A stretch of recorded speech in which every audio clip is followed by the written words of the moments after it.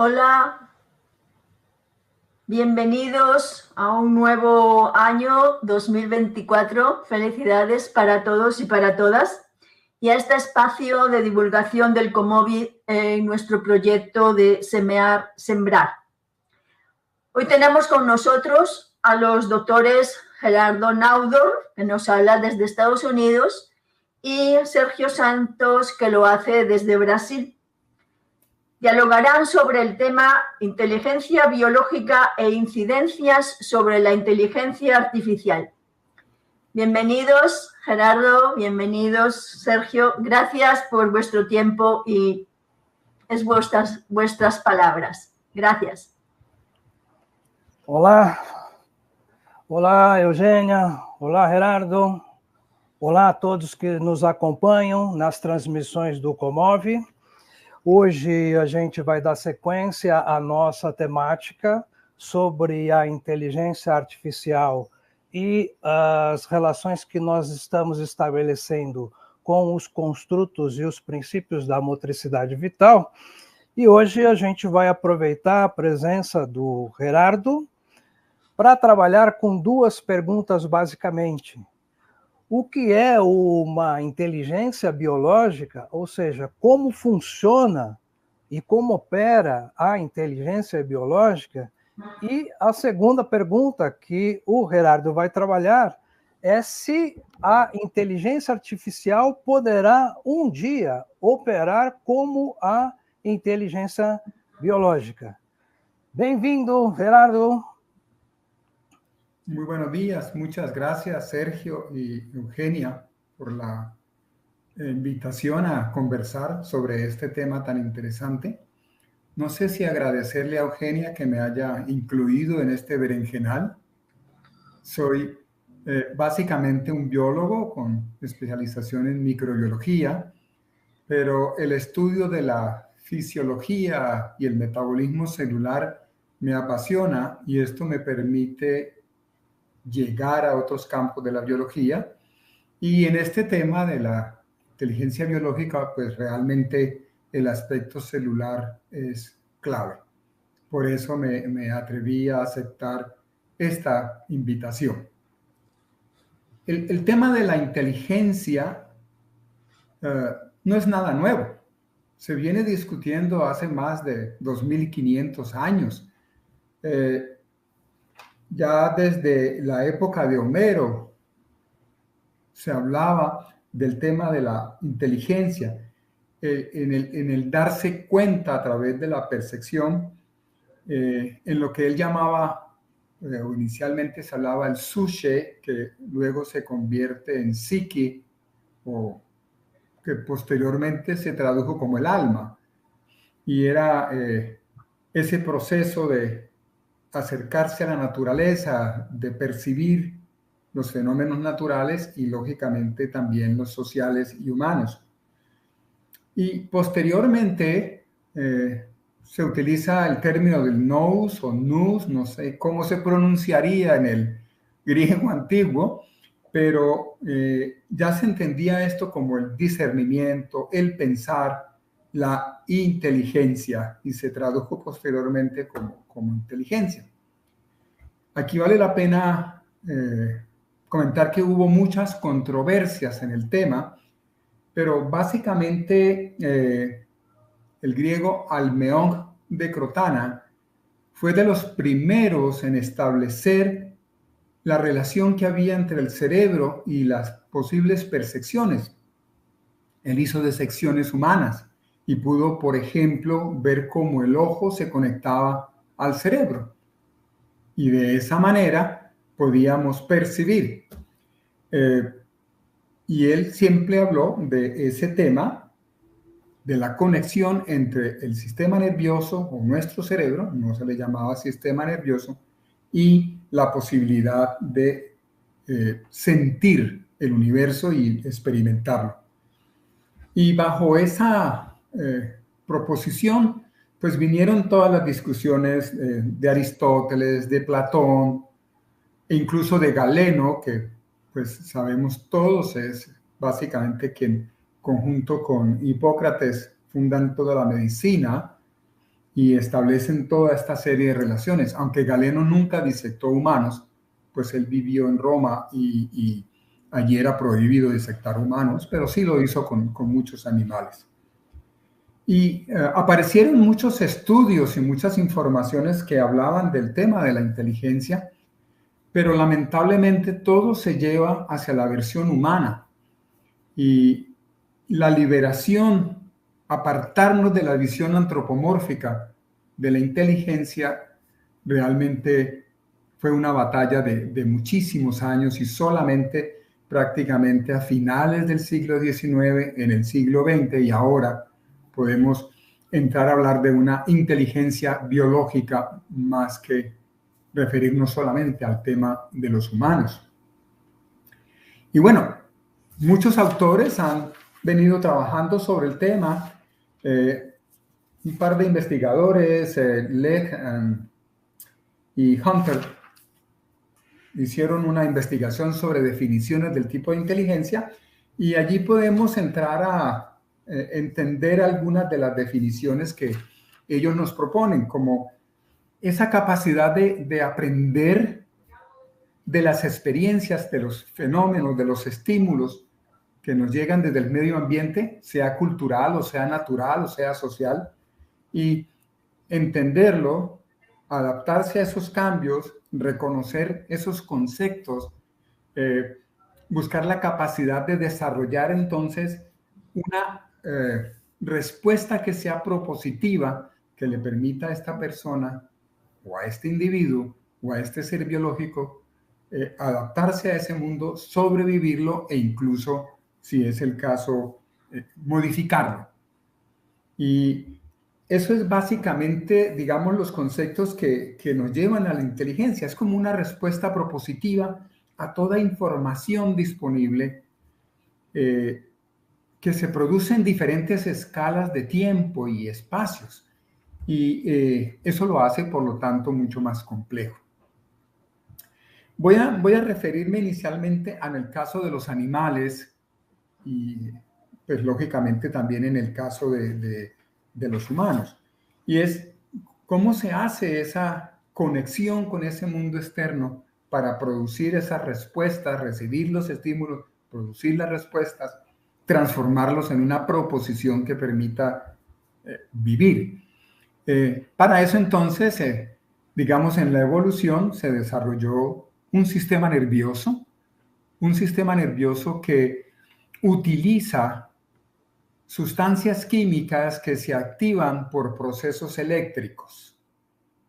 Y en esos procesos eléctricos se hacen una serie de conexiones. En la imagen primera que vemos aquí está la parte final de unas neuronas que no se conectan entre sí. Hay un espacio entre ellas y al final de cada una, al final de la neurona, el axón, tenemos nosotros una serie de vesículas donde se acumulan los neurotransmisores que son producidos por una neurona. Esos neurotransmisores se activan, son producidos al interior de la célula, por lo tanto hay un componente genético importante y se liberan al espacio, a ese espacio que se llama sinapsis. Y esa sinapsis permite esa conexión química con la siguiente neurona. No hay una unión física, es una unión química. Pero al lado de las neuronas hay otras células que se llaman las células gliales o células de la glía.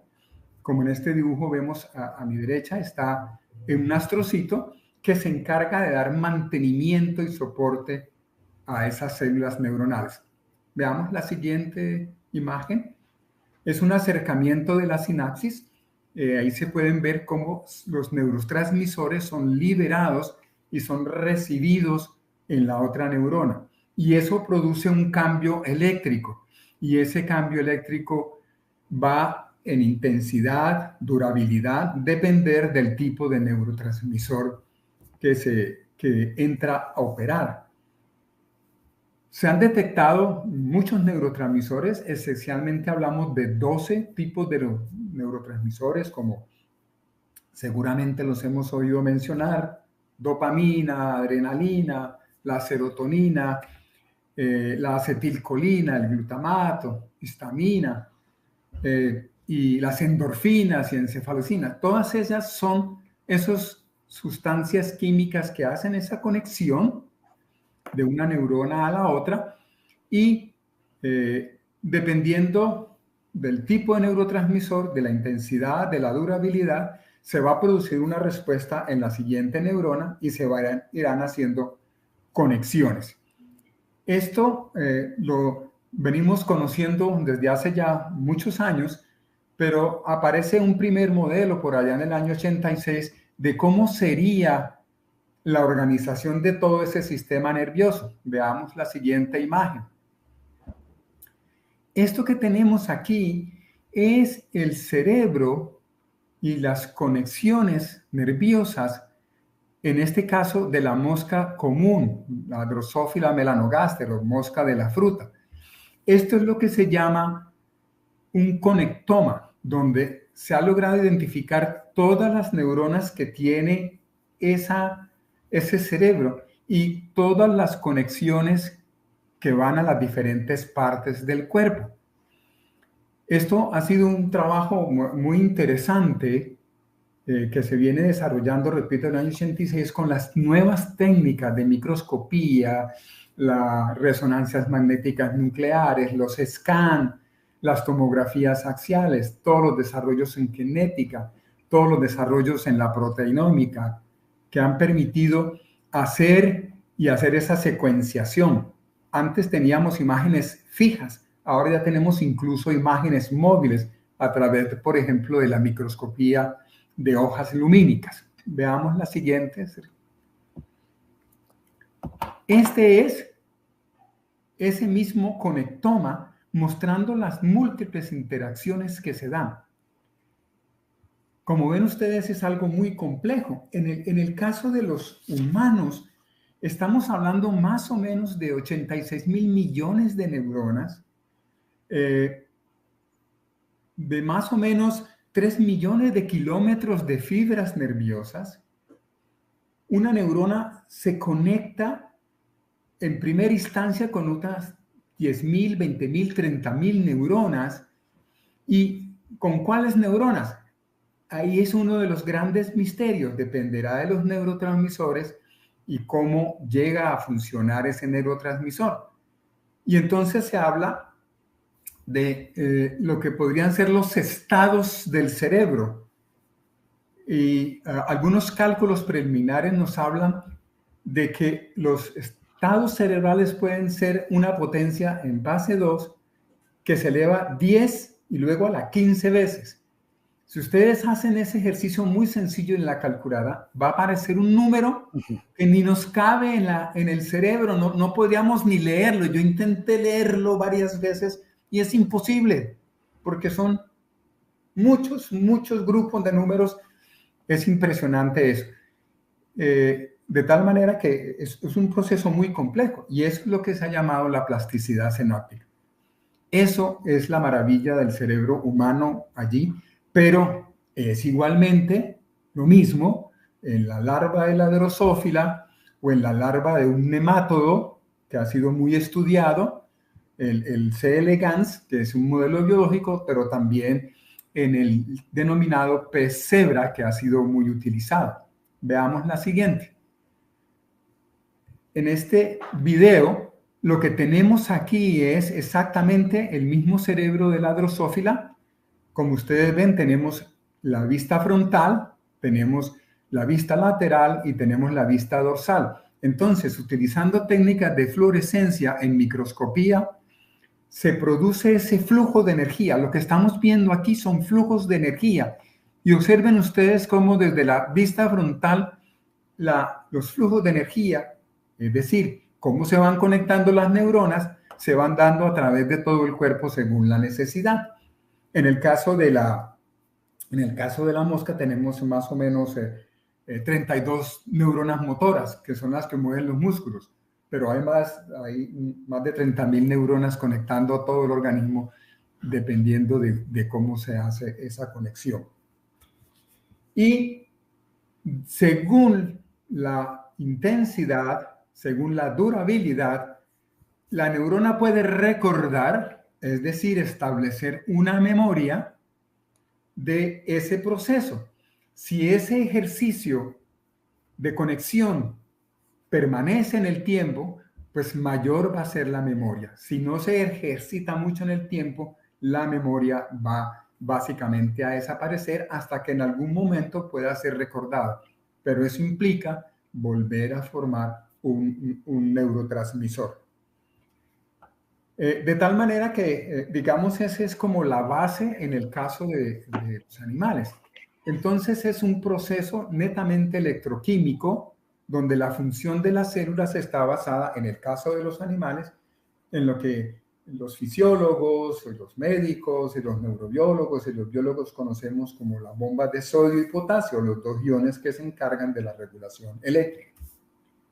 Ahora, ¿qué pasa en las plantas? En las plantas, pues no tenemos sistema nervioso central, no tenemos neurotransmisores, pero sí tenemos un mecanismo similar que conecta las células, y en este caso lo que funciona es el ion de calcio.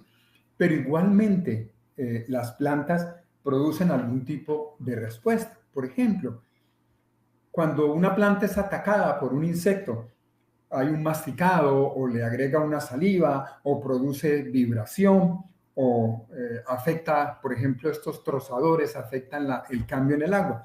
Inmediatamente la planta, digamos, siente que hay un proceso que la está atacando y produce respuesta como producir venenos, como producir unas gomas o resinas, como endurecer la pared, como hacer que la planta tenga un sabor diferente para ese organismo, y también puede producir sustancias para atraer predadores que ataquen a ese organismo que lo está predando. O sea que también tenemos un mecanismo de respuesta.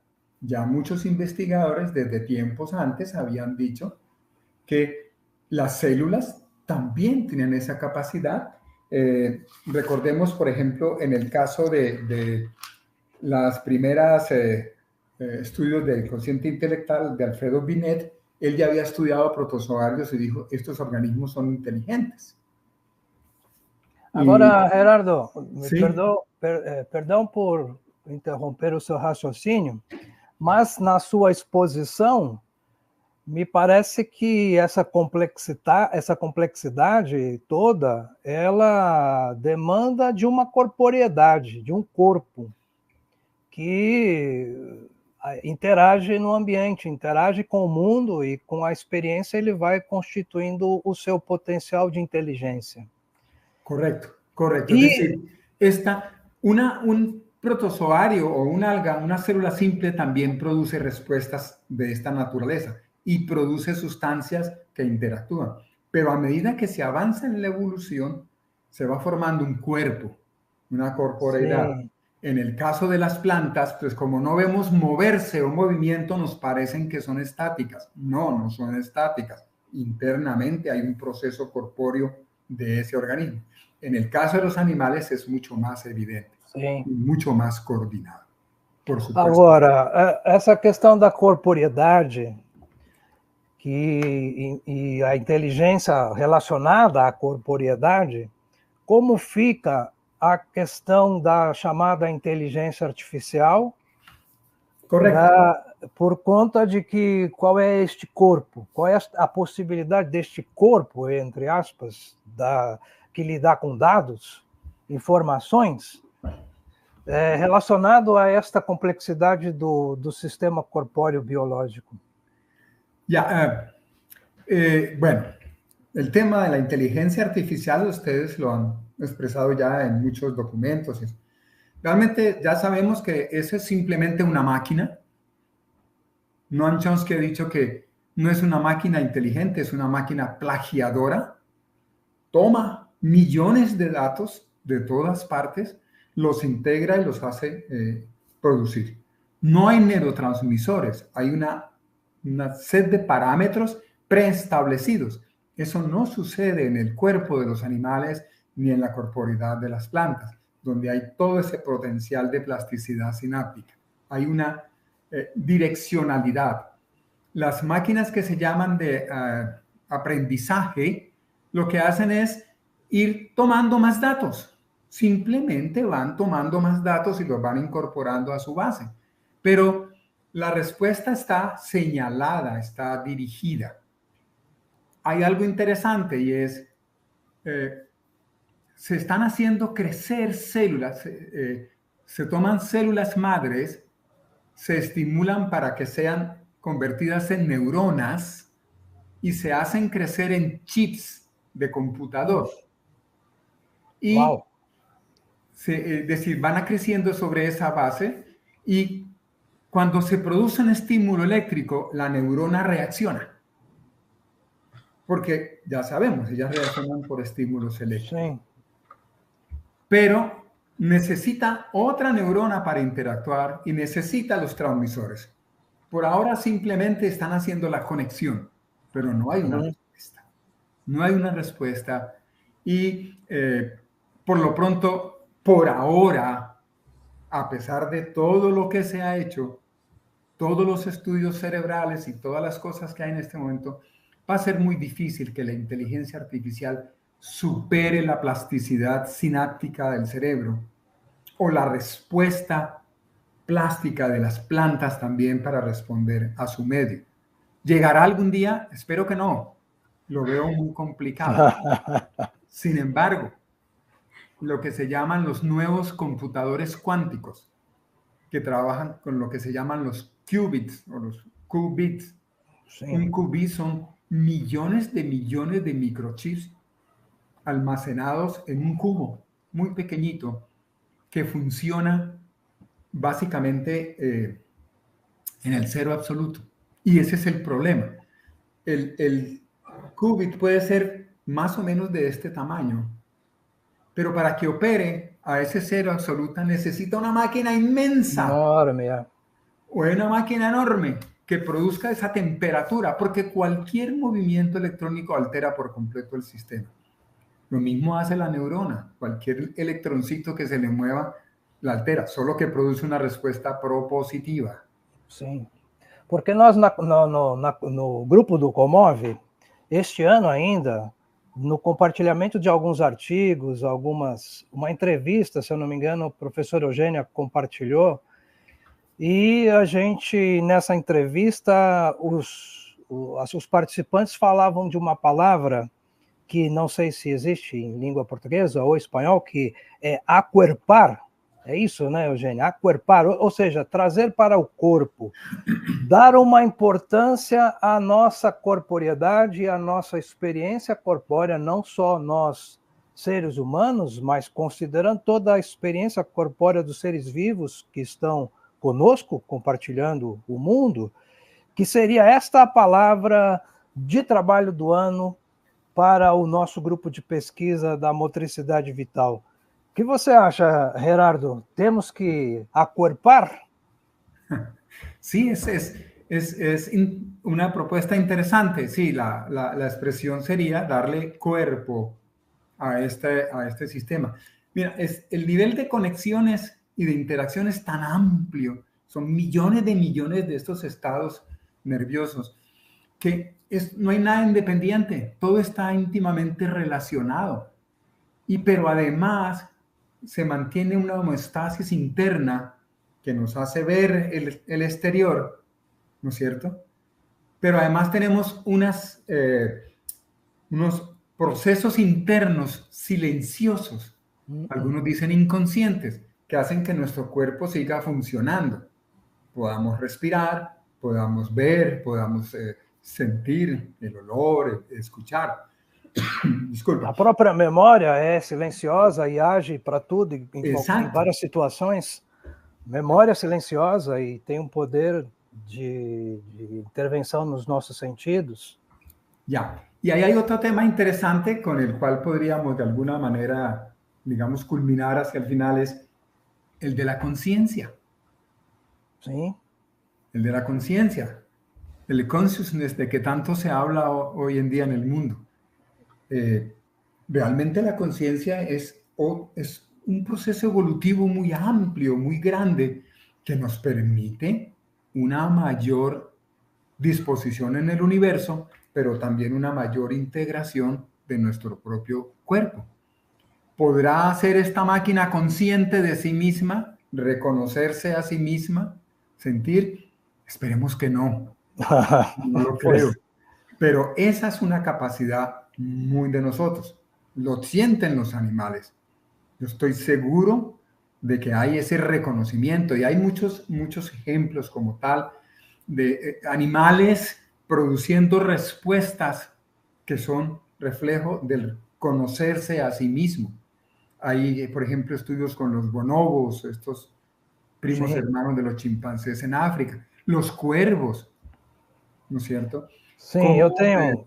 algunos Perdão. insectos también tienen la capacidad de hacer trucos para coger otros animales, en fin, en ese ambiente también. Y tiene que haber algo en las plantas, porque las plantas, si uno observa un bosque por arriba, ellos forman gremios y asociaciones. Sim, Y esos gremios se mueven, danzan al compás de los otros, pero no se mezclan, a duras penas se tocan.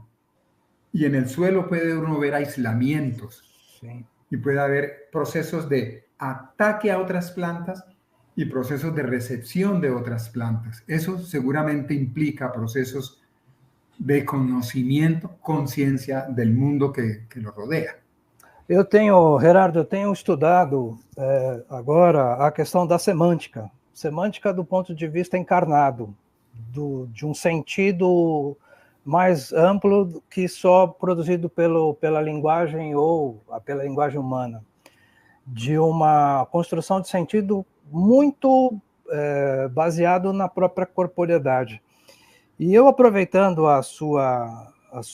toda a sua exposição a respeito dessa inteligência biológica, eu queria aproveitar para indicar um livro muito interessante que se chama Da Semântica do Corpo ao Gesto da Palavra, que é exatamente essa construção de uma inteligência biológica baseada em toda a questão da corporeidade que depois se prolonga para a questão da linguagem, e eu creio que não somente na linguagem humana, mas no poder de comunicação, como este exemplo que você deu. É um livro do Arthur Araújo, Da Semântica do Corpo ao Gesto da Palavra, que ele é baseado tanto na obra do Francisco Varela como do Merleau-Ponty, para poder dar a esta importância da questão da corporeidade, construção dos sentidos, das relações de tudo com tudo, todos com todos. Para a gente avançar, inclusive aproveitando toda essa informação que você trouxe, esse conhecimento que você compartilhou conosco.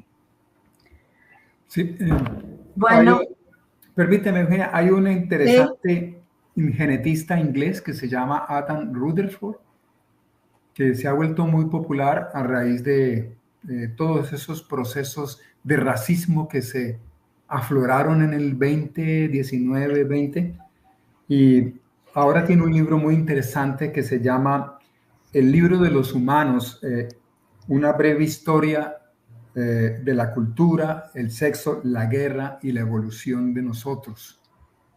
Y allí aparecen una gran cantidad de cosas en relación seguramente del libro que tú estás hablando y de los nuevos lenguajes que tenemos que aportar a la ciencia. Bueno, compañeros, amigos, hoy nos hemos extralimitado un poco el tiempo. Creo que el tema lo ameritaba, no me atreví a cortar. Gracias. Les dejé hablar sin límite. No sé si después me van a cortar a mí y me van a mí a llamar la atención para los otros momentos.